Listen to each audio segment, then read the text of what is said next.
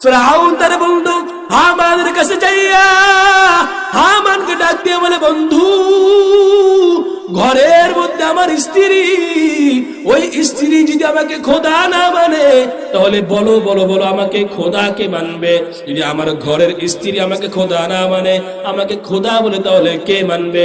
যখন ফিরআউন এই কথা বলল, হামান ডাক দিয়ে বলে, ও ফিরআউন, তোমার স্ত্রীকে তুমি শাস্তি দেওয়া শুরু করে দাও, তাহলে সে তোমাকে খোদা মানবে, সে ঈমান ছেড়ে দিবে।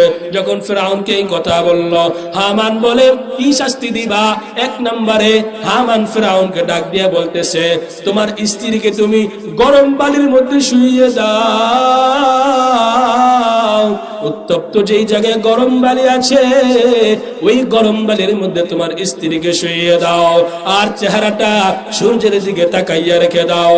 মা বোনেরা আমার, ভাইয়েরা আমার, ভালো করে বুঝবেন, যখন হযরত আসিয়া ঈমানের জন্য কি পরিমাণ কষ্ট করেছে, কিন্তু আমরা ঈমান পেয়েছি এমনি এমনি, কিন্তু কোনো কষ্ট করতে হয় নাই।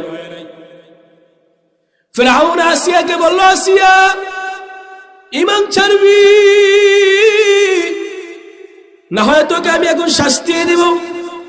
আসিয়া বলে, সমস্যা নাই, শাস্তি আমাকে যতই দেন না কেন আমি আসিয়া ঈমান ছাড়বো না। যখন এই কথা বলল, ফিরআউন তার হামানের কথা অনুযায়ী আসিয়াকে মরুভূমির মধ্যে নিয়ে গেল। মরুভূমির মধ্যে নিয়ে গরম বালির উপরে আসিয়াকে শুইয়ে দিল।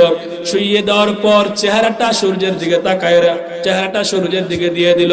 যখন চেহারাটা সূর্যের দিকে দিয়ে দিল, আসিয়া সহ্য করতে পারে না, আসিয়া সহ্য করতে পারে না।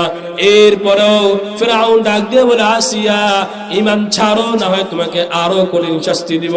হবে তো শাস্তি শুরু হয়েছে। আসিয়া ডাক দিয়ে বলে, ফিরআউন, যে আল্লাহর উপর আমি একবার ঈমান এনেছি রে আসিয়া।